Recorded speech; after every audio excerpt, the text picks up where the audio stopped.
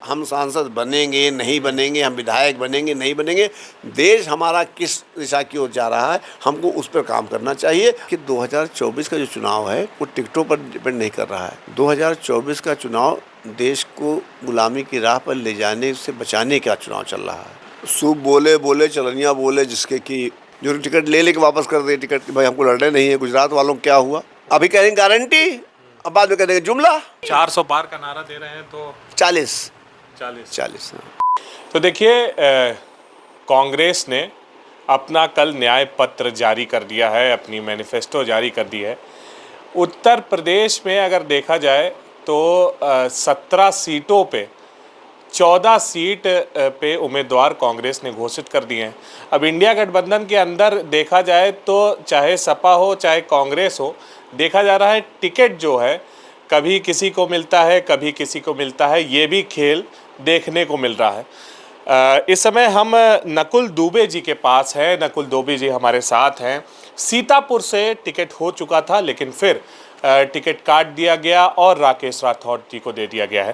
तो कुछ ऐसे संदर्भ भी हैं, इस पे भी चर्चा करेंगे और ऐसे कई चर्चाएं हैं जिस पे चर्चा करना है। तो सबसे पहले स्वागत है नकुल जी आपका उल्टा चश्मा यूसी पे। जी नमस्कार जी। नकुल जी, टिकट का जो इंडिया गठबंधन में ये जो सिलसिला चल रहा है, तो सपा भी कई बार बदल रही है। अब कांग्रेस में भी देखा जा रहा है कि आपका भी टिकट काट दिया गया और कि आपकी जगह राकेश राठौर को टिकट दे दिया गया।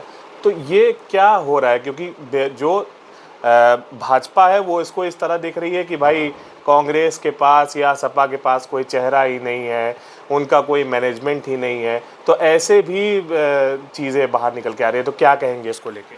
सूप बोले बोले चलनिया बोले, जिसके कि अब निर्मला सीतारमण से बड़ा कोई नेता तो होगा नहीं।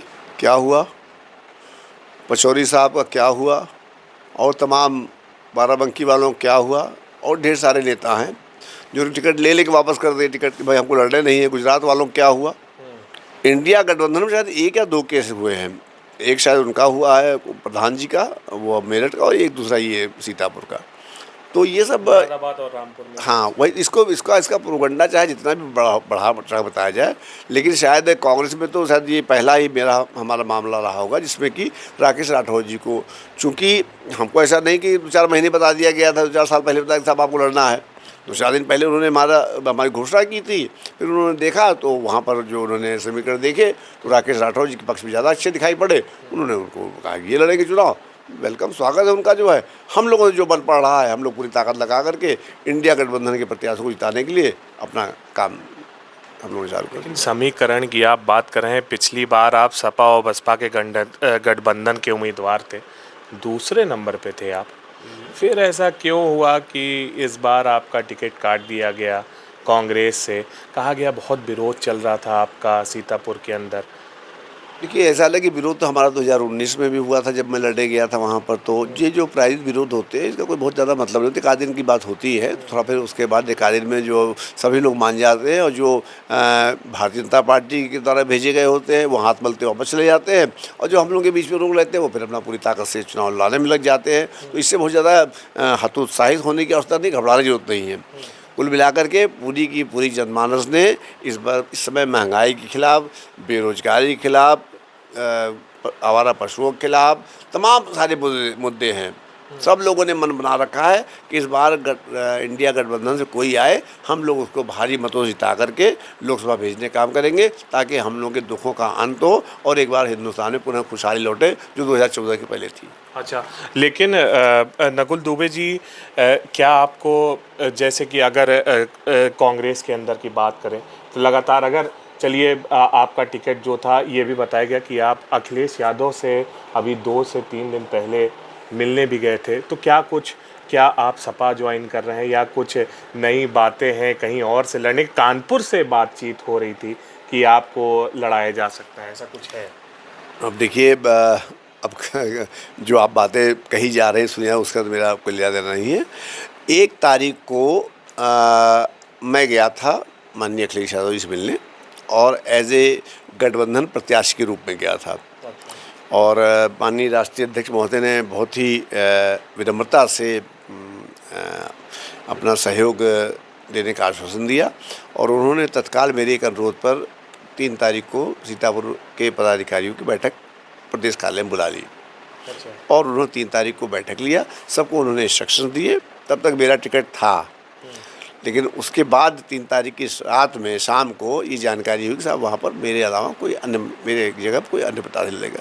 इतनी सी कुल बात है। अब इसको चाहे जिस रूप में प्रस्तुत किया जाए। फिर आपकी अखिलेश यादव से बात नहीं? उसके बाद अब बातचीत तो मेरी देखिए नहीं हुई।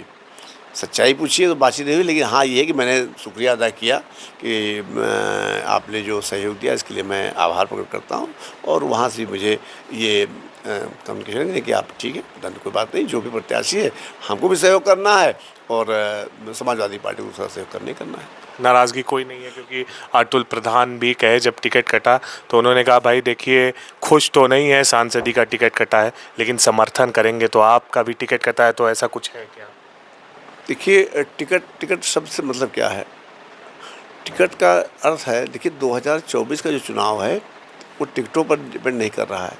2024 का चुनाव देश को गुलामी की राह पर ले जाने से बचाने का चुनाव चल रहा है। एक रेखा चल रही है, एक तरफ देश को बेचने वाले लोग हैं, एक तरफ देश को बचाने और बनाने वाले लोग हैं। तो वहाँ पर नाम नहीं है कोई। नाम अगर है तो राहुल गांधी जी बनाम नरेंद्र मोदी है। नरेंद्र मोदी जी का कार्यकाल आप देख रहे हैं 10 साल से उन्होंने क्या क्या गुल नहीं खिला दिया इस देश में कि आज 250 लाख करोड़ के कर्जे में हम लोग चल रहे हैं। 90 रुपये करीब आपका डॉलर चल रहा है। 100 के पार आपके डीजल पेट्रोल चल रहे हैं। कड़वा तेल, खाने का सामान, 5 किलो राशन, शौचालय और प्रधानमंत्री आवास, एक योजना चलाई गई थी घर घर नल में जल। चलिए आप सर्वे कर लीजिए, आप चल करके, हम तो कहें पूरी यूपी का सर्वे कर लीजिए, यूपी सर्वोत्तम है। चलिए आप बख्शीवाला मेरे साथ अभी घूमिए, आप घर घर गाँव घूमिए आप। तो जो ये प्रोपगंडे वाली राजनीति चल रही है, इस प्रोपगंडे वाली राजनीति को रोकने के लिए एक एक व्यक्ति को, आप हों हम हों कोई XYZ हो, सबको लगना पड़ेगा। इसकी परवाह हमें नहीं करनी है। चुनाव खेल नहीं हो रहा है यहाँ पर। चुनाव तो हमारे देश में हमेशा होते रहते हैं, 12 महीने होते हैं चुनाव। तो चुनाव की परवाह न करते हुए हम सबको जिम्मेदारी लेते हुए, जैसे राहुल गांधी जी ने जिम्मेदारी ले रखी है, प्रियंका गांधी जी ने जिम्मेदारी ले रखी है, खड़गे साहब ने जिम्मेदारी ले रखी है, उस तरह से जिम्मेदारी लेते हुए हमें क्या मिलेगा? हम सांसद बनेंगे नहीं बनेंगे, हम विधायक बनेंगे नहीं बनेंगे, देश हमारा किस दिशा की ओर जा रहा है हमको उस पर काम करना चाहिए। और जब उस ओर आप चल पड़ेंगे, वो काम करेंगे, तो न तो आपके पास नाराज़गी का समय होगा, न आपका दुखी होने का समय होगा, न आपके साथ ये मलाल का अरे हमारा टिकट कट गया अब हम क्या करेंगे। यहाँ कोई धंधा व्यापार नहीं हो रहा टिकट लेकर के। यहाँ पर ये हो रहा है कि हम लोग अपने देश के मान सम्मान स्वाभिमान को कैसे बचा सकते हैं, हमको उस पर काम करना चाहिए। और मैं तो साफ कहता हूँ कि उसको बचाने के लिए अगर हमको अपने प्राणों की आहुति भी देनी पड़ती है, उसके लिए भी हम लोग तत्पर हैं, तैयार हैं। लेकिन ये जो बदइंतजामी चल रहा है, जो देश गुलामी की राह पर ले जाने का कार्य हो रहा है, इसको हमको आपको मिलकर रुकना होगा। भाजपा से कोई ऑफर? भाजपा वाले यहाँ नहीं आते हैं, उनको जानकारी है ना, उनको जानकारी है कि अंग्रेज़ों का साथ देने वाले दुबे जी के दरबार नहीं जा सकते। जिन लोगों ने आज़ादी की लड़ाई में अंग्रेज़ों के पीछे खड़े होकर के, जिन लोगों ने सुभाष चंद्र बोस की आज़ाद हिंद फौज के समय में अंग्रेज़ों में यहाँ के अंग्रेजी सैनिकों में यहाँ के देश के नौजवानों को भर्ती करा रहे थे, वो आज देशभक्त कहे जा रहे हैं, अपने आप को देश का ठेकेदार कह रहे हैं। इससे बड़ा दुर्भाग्य हमारे देश के लिए और कुछ नहीं हो सकता है। और 21वीं सदी में हम सबका दायित्व बनता है। देखिए भक्त हम सब लोग भी हैं, राम की पूजा आप भी करते हैं, राम की पूजा हम भी करते हैं, ईश्वर के प्रति हमारी आस्था है। लेकिन ईश्वर की फ़ोटो आगे लगा करके आप फ़ोटो भगवान की रख दें और पीछे से आप जो है वो करें जो कि हमारे देश में चल रहा है, तो हमको आपको सबको राम जी की तस्वीर को अपने में सीने से लगाते हुए, हृदयांगम करते हुए, उन ताकतों को जो देश को बेचने में लगे हैं, भारत माता की अस्मिता का सौदा कर रहे हैं, उनको देश से बाहर भगाने के लिए अपनी हर कुर्बानी देने के लिए तैयार होना चाहिए। बोलिए भारत माता की जय। अच्छा, अब जिम्मेदारी की आप बात कर रहे हैं, राहुल गांधी प्रियंका गांधी को आप कह रहे हैं कि बड़ी जिम्मेदारी है उनके ऊपर। अमेठी रायबरेली से बहुत नाम चल रहा है, अब रॉबर्ट वाड्रा का नाम चलने लगा, तो वायनाड में नामांकन दाखिल कर दिया राहुल गांधी ने। अमेठी रायबरेली क्यों नहीं आ रहे हैं? क्या इसका तो पूरा फ़ायदा भाजपा ले रही है और स्मृति ईरानी ले रही हैं वहाँ पर अमेठी में? TRP किसको चाहिए? कहे कौन रहा? ये प्रोपगंडा कर कौन रहा है? करवा कौन रहा है? अरे भाई अपने उनके कैंडिडेट को देखिए आपने। राहुल गांधी जी को जहाँ लड़ना होगा वो लड़ेंगे, प्रियंका जी को जहाँ लड़ना होगा वो लड़ेंगे। हम तो 17 सीट लिए हैं ना, काहे के लिए रायबरेली अमेठी में इतना दम कसे हैं।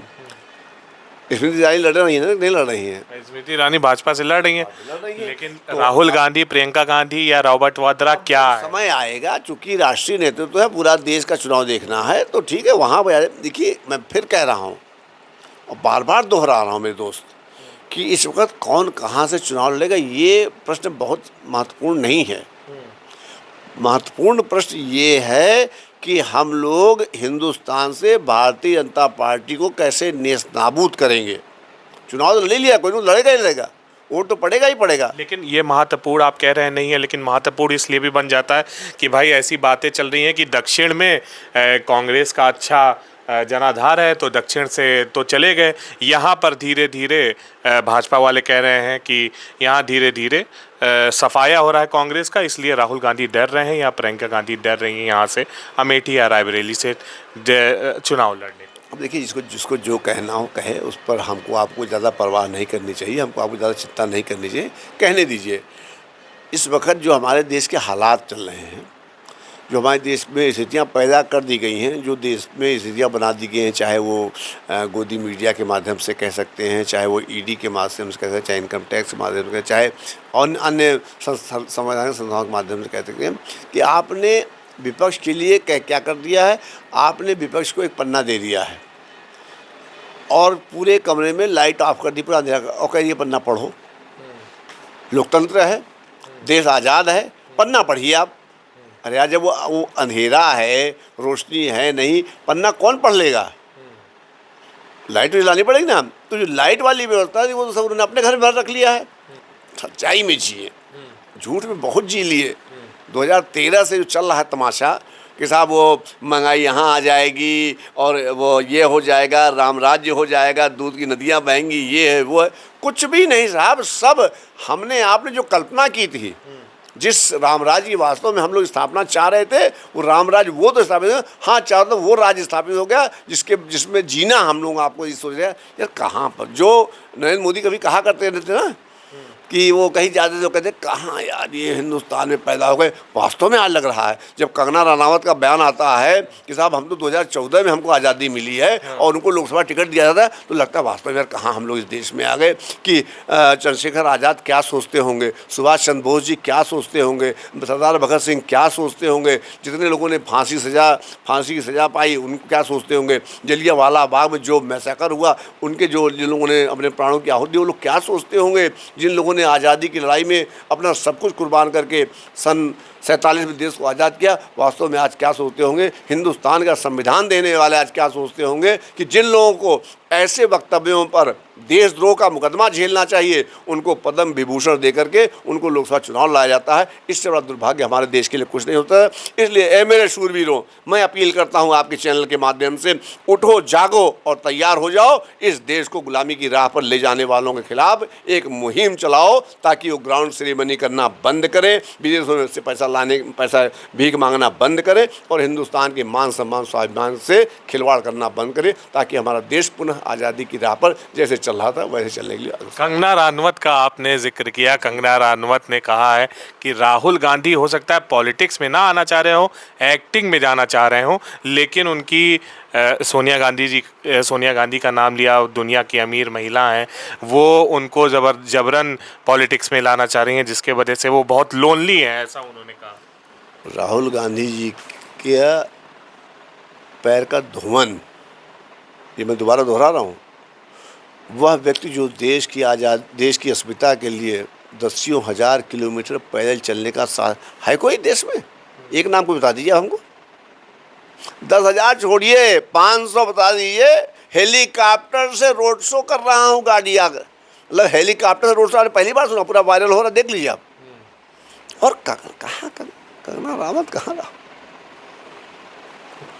दादी ने कुर्बानी दे दी, पिताजी, जो आजकल आज हम लोग अपने आप को स्वयं हंसी का पात्र बना दिए हैं। राहुल गांधी के पिताजी को याद करिए, राहुल गांधी की दादी जी को याद करिए। इसी देश के लिए तो हो, इसी पार्टी के लिए ना। कोई शौकिया तो गए नहीं। नेहरू जी 9 साल जेल में रहे, इसी देश के लिए तो। उनकी नेहरू जी की माता जी पाई लाठी निपट गई इसी देश के लिए। तो हम लोग उसी देश के तो वंशज है भाई।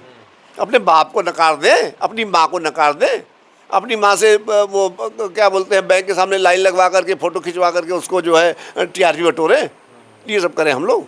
नहीं करना भाई हमको। अच्छा, एक आखिरी सवाल है नकुल जी, बीएसपी ने कैंडिडेट अपने प्रत्याशी उतार दिए हैं, फिर ये जो कहा जा रहा था कि भाई जिस तरह से कैंडिडेट उतारेगी इंडिया गठबंधन को नुकसान होगा, लखनऊ में भी आप देखिए एक मुस्लिम कार्ड खेल दिया, तो क्या कहेंगे इसको लेके? बीएसपी का, आप बीएसपी में पुराने नेता रह चुके हैं, क्या कहेंगे? बीजेपी का वोट कौन सा है? बीजेपी का वोट कौन सा है? बीजेपी का कोई वोट नहीं है। बीजेपी का आज की डेट में कोई नहीं। जो महंगाई से परेशान है वो बीजेपी के खिलाफ है।